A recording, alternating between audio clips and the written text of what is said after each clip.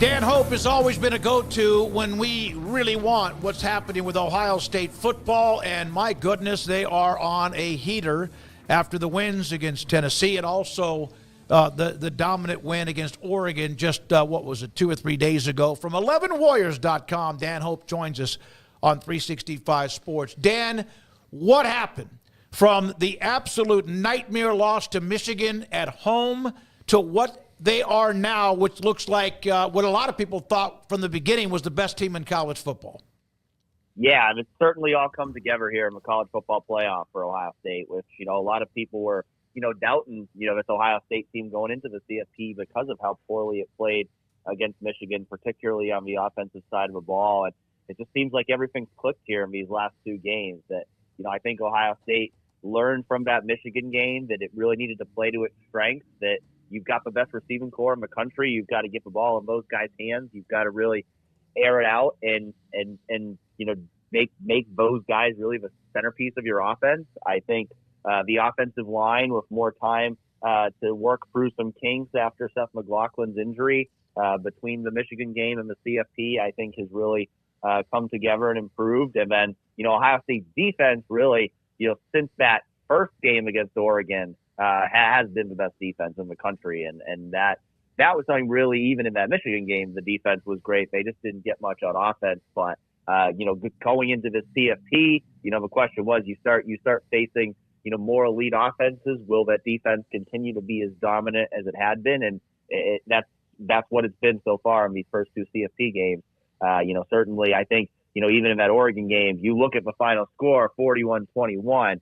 I don't think that's really even indicative of how good the defense was, because Ohio State was up 34-0, and then they kind of started playing, a little bit softer on defense to kind of lead to long drives rather than allowing big plays. So I think everything's just clicking for this Ohio State football team right now, and if they can keep it up, they've certainly got a good shot at winning it all.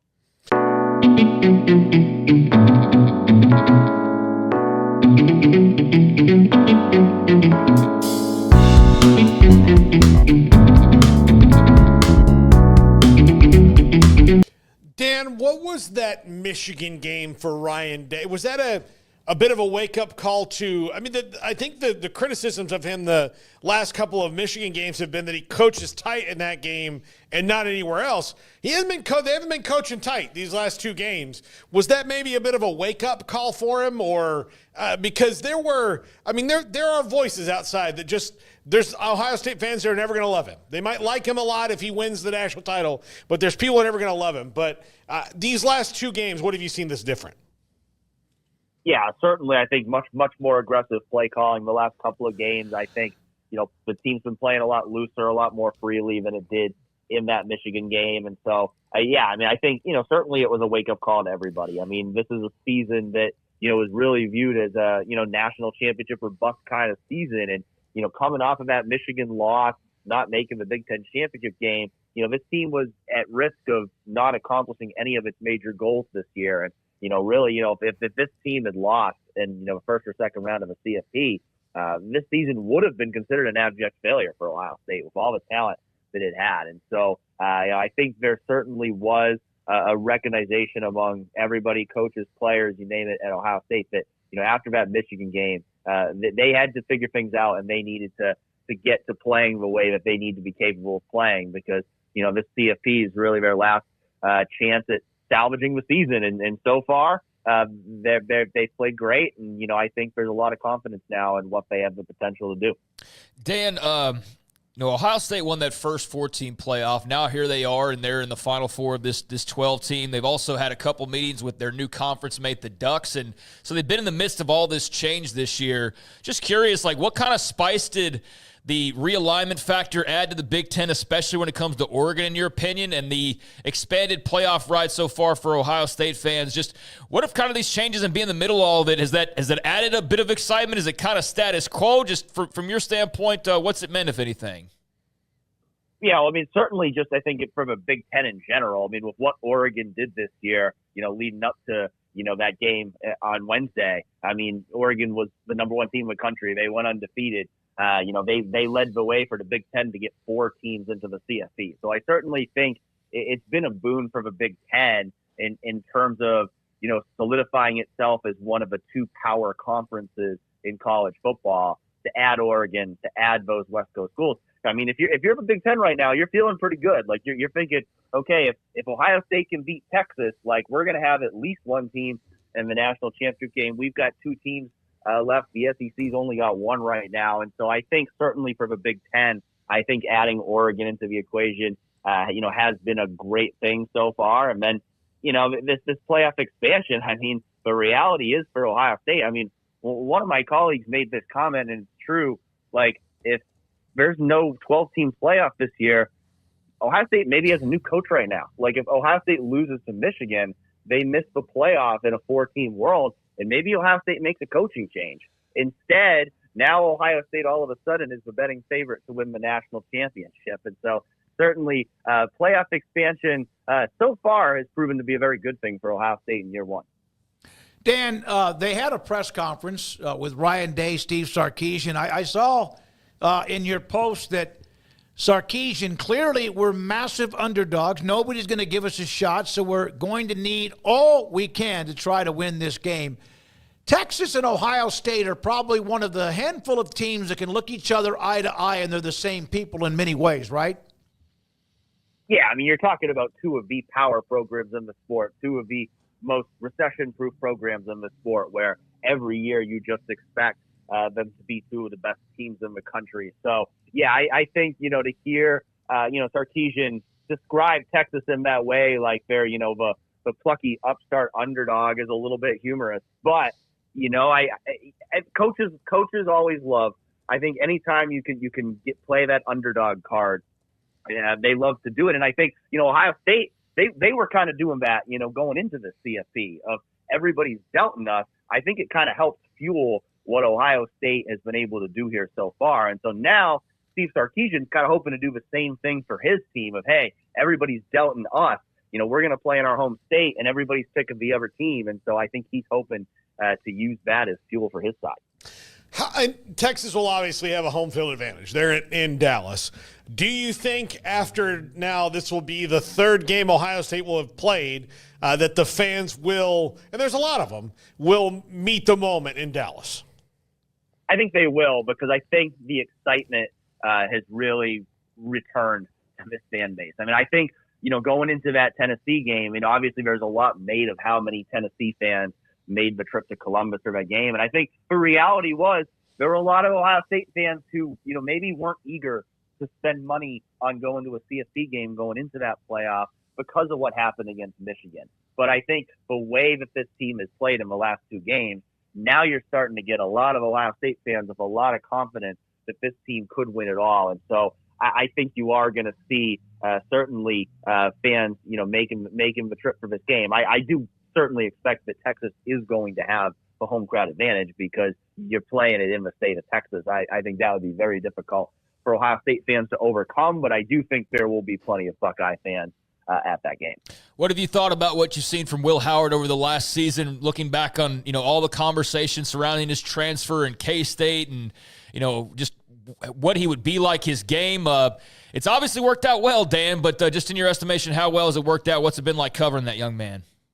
Yeah, I think that it's certainly been, what they had hoped it would be. And honestly, I think exceeded my expectations for what he would be because, I think you knew this was a guy, he brought experience, he brought the intangibles, he brought that dual threat skill set, that running ability that they had lacked at the quarterback position the last few years. But for him to be as efficient as he's been as a passer was not something that I personally saw coming. And then, you just look at the Rose Bowl.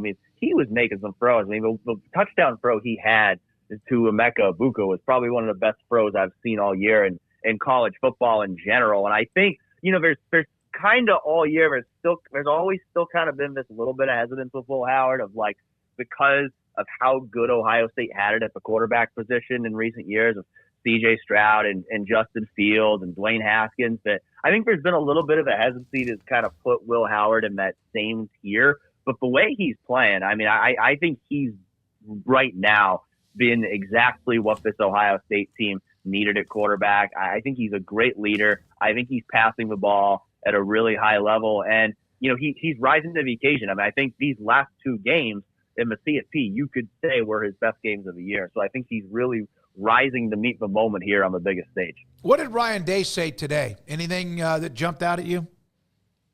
Nothing super groundbreaking that I would say. I think the big message I think he really wanted to, put forth, not only to the media, but just to his team, was the idea of just because we played great in those first two games doesn't guarantee us anything going forward. And so I think, that's been the big message to his team here going into this Cotton Bowl week of we got to continue preparing the same way we have for these first two games. We can't get big heads now because of how well we've played.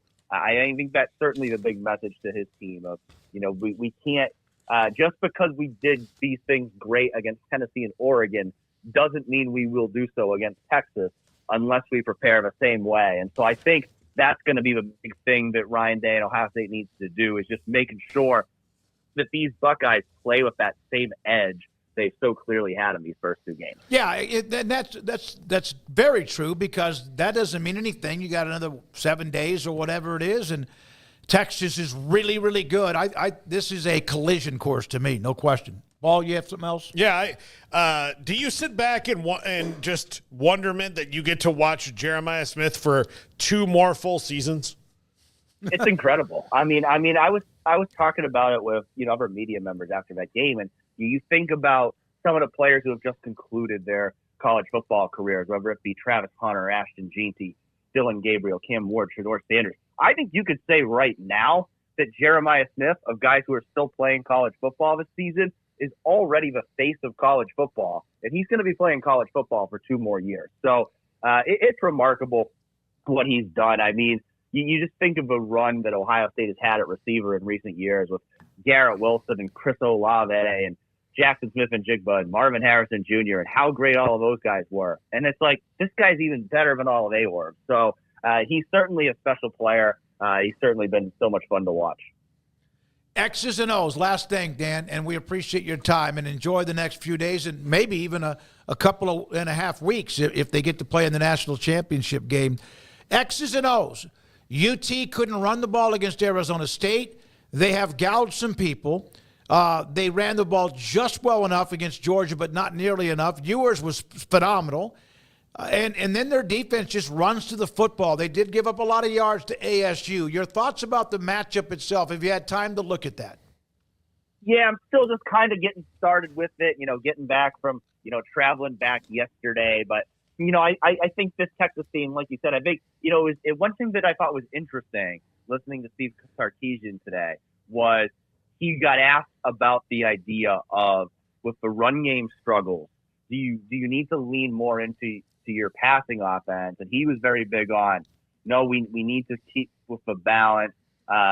Cited how good Ohio State's pass rush has been recently in terms of the importance of establishing the running game. But the reason those comments stuck out to me is because they sounded very much like what Ryan Day was saying around the Michigan game. And then we've seen in the CFP, Ohio State really kind of lean on that passing game, and it's worked to their advantage. So it'll be interesting to see, how much Texas really goes with what they're saying of, no, we still got to really emphasize balance, or do they try to lean on that passing attack more? Because I do think they're going to have a better chance of, making big plays through the air than they are running the ball consistently against this Ohio State defense. But I think, if you're Ohio State, you just want to keep doing the same things you've been doing. I mean, if they can continue to put pressure on the quarterback, if they can force Quinn Ewers into making mistakes and they can stop the run, I think, Ohio State's going to have a really good chance,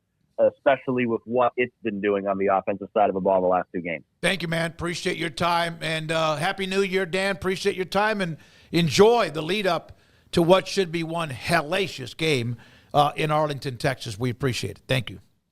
Yep, certainly should be. Thanks so much, guys. Dan Hope, 11 Warriors right there at AT&T Stadium